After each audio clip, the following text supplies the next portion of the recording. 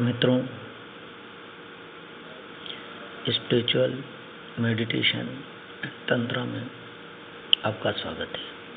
मैं स्वामी महेश, बाबा परमहंस मोहननाथ जी का शिष्य, समस्त गुरु पीरों के चरणों में, 984 सिद्धों के चरणों में आदेश प्रणाम करता हूँ। आप सभी स्वीकार करें। मित्रों, इस कलयुग में जब भी कोई व्यक्ति किसी समस्या या परेशानी से निजात नहीं पा जाता है और समस्याएं बढ़ती रहती हैं, ऐसी दशा में वह सब तरफ से जब परेशान हो चुका हो, कहीं से भी उसका कार्य नहीं बन रहा हो और अत्यंत परेशानी की स्थिति में अगर हो, उस समय मैं एक ही बात कहता हूँ कि उसे पंचमुखी हनुमत कवच का सस्वर पाठ करना चाहिए। जब कोई भी राह नहीं दिख रही हो, तब श्री राम भक्त हनुमान के पंचमुखी अवतार हनुमान जी का कवच पाठ करना चाहिए। जब मैं रावण हनुमान जी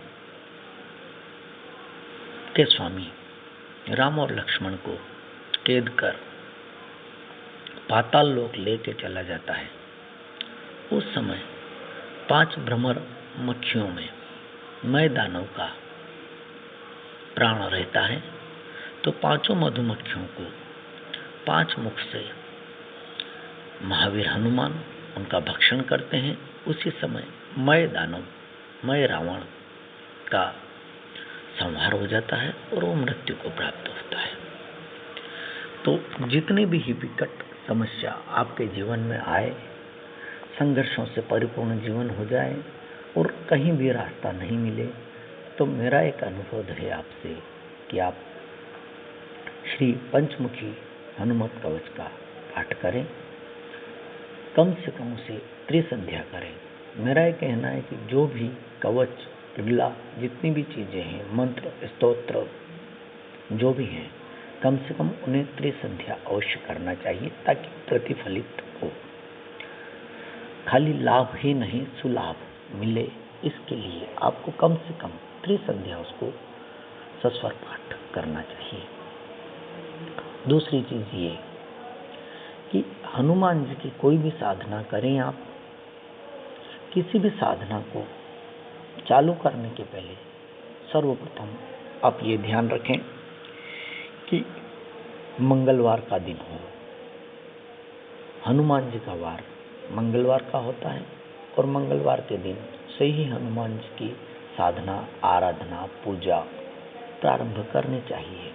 ये शास्त्रोक्त स्वयं सिद्ध बात है। वैसे तो आप जब चाहें तब किसी भी अपने इष्ट को भज सकते हैं, तो आपको कम से कम मंगलवार के दिन भजना चाहिए और शब्दों को, उसके हलंत, दीर्घस्व, इन सबों का ध्यान रखना चाहिए कि अंग कब लगता है, अहं कब लगता है और अंग कब अम में बदल जाता है।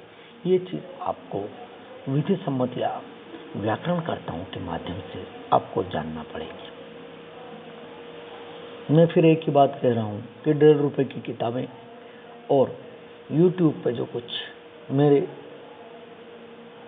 गुरु भाई हैं, जो धर्म गुरु बन करके दीक्षाएं दे रहे हैं, उनके झांसे में या उनके बहकाव में नहीं आए। कुछ लोग हैं जो शास्त्रोक्त बातों को ध्यान रखते हैं, परंतु कितने ऐसे हैं जो इन चीज़ों को कुछ भी नहीं जानते, किताबों से पढ़ करके उसी ज्ञान को अध कचरे में पिरो देते हैं। जैसे एक भाई पीछे की टेबल पे बैठकर टिप रहा था। प्रश्न था कि स्कूल कब बंद रखा जाता है। पीछे वाले बच्चे ने लिखा, बिल्कुल सही लिखा, और आगे वाले ने भी टिप के बिल्कुल सही लिखा, लेकिन भाव कैसे बदल जाते हैं शब्दों के मैं आपको बताना चाह रहा हूँ। पिछली वाली बेंच के बच्चे ने लिखा, स्कूल रविवार को बंद रखा जाता है। ठीक है, उसने बिल्कुल सही उत्तर लिखा, लेकिन आगे की पंक्ति पर जो बच्चा बैठा था, जो टिप रहा था, उसने भी लिखा, सही लिखा, लेकिन क्या लिखा वो आप देखो। उसने ये लिखा, स्कूल रविवार को बंदर खा जाता है, बंद रखा जाता है, और बंदर खा जाता में एक को तो पूरे 10 आउट ऑफ 10 मिलते हैं और दूसरे को 0 आउट ऑफ 10 मिलते हैं। तो मेरा ये कहना है कि किसी की नकल या 1.5 रुपए की किताब में ये यूट्यूब गुरु के चक्कर में मत पड़िए। शास्त्र सम्मत है। पहली चीज़ ये है कि किसी भी साधक को अपना गुरु बनाना पड़ेगा, और गुरु वो बनाना पड़ेगा जो गुरु से दीक्षित हो। दूसरी चीज़ स्वाध्याय सबसे ज़्यादा जरूरी है, और तीसरी चीज़ आपका मानस और आपका विश्वास होना चाहिए। मैं आपसे अनुरोध करता हूँ कि एक बार आप किसी भी समस्या में, जटिल समस्या में, जो समस्या कभी भी नहीं सुधर सकती है, उस समस्या को साधने के लिए आप एक बार हनुमत कवच का पाठ, पंचमुखी हनुमत कवच का पाठ जरूर करें। और हनुमत कवच ही नहीं, हनुमान जी की जितनी भी साधना है, मंगलवार से चालू करके 49 दिन मतलब 49 डेज, 4 पे 9 दिन, 50 में 1 दिन कम। उसके पीछे कारण है कि चलत मरुत 49, जो हवाएं हैं वो 49 तरह की चलती है, और पवन जब 49 तरह के चलते हैं तो पवन पुत्र हनुमान भी 49 प्रकार से ही सिद्ध होते हैं। दूसरी चीज मेरे बंधु, हनुमान चालीसा का हम जाप करते हैं तो उसमें एक चीज आती है, बल बुद्धि विद्या देहु मोहि हरऊं क्लेश विकार। हम मांगते हैं बल, बुद्धि और विद्या हमें दे करके हमारे क्लेश और हमारे जितने भी विकार हैं वे सब दूर करें। किंतु जो गुरु नहीं जानते हैं कि इसको किस प्रकार से पढ़ा जाएगा, वो बच्चों से कह देते हैं, साधकों से कह देते हैं, आराधना करने वालों से कह देते हैं कि आप जो है हनुमान चालीसा पढ़ लो, 108 बार पढ़ लो, 1000 बार पढ़ लो, भगवान आपका फायदा देगा। लेकिन हम क्या मांगते हैं हनुमान जी से? बिना किसी चीज को समझे हम कहते हैं बल बुद्धि विद्या देहु मोहि हरऊं क्लेश विकार। बल और बुद्धि के बीच में कोमा आता है, एक स्पेस आता है, जिसे बल अलग होता है, बुद्धि अलग होती है। बल, बुद्धि और विद्या तीनों को स्पेस देके पढ़ा जाता है कि बल, बुद्धि, विद्या देहु मोहि हरऊं क्लेश विकार, कि मुझे बल प्रदान करो, मुझे बुद्धि प्रदान करो, मुझे विद्या प्रदान करो, इससे मेरे क्लेश और कष्ट दूर होंगे।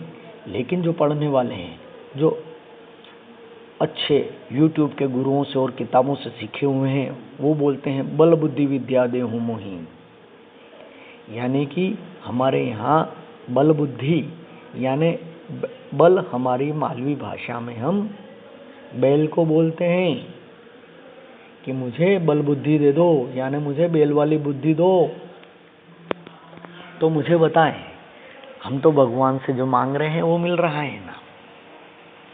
एक बंधु है हमारे गांव के, नाम नहीं लूंगा, करीब 70 साल के हो गए, 5 शादियां कर चुके हैं, उनकी 5 भार्याएं मर चुकी है, 6ठी शादी में से भार्या है लेकिन वो भी दुखी है।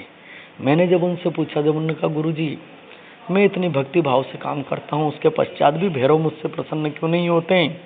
तो मैंने कहा भैया आप ये बताएं कि भैरव को जो पढ़ रहे हैं तो पूरी चीज़ क्या पढ़ते हैं?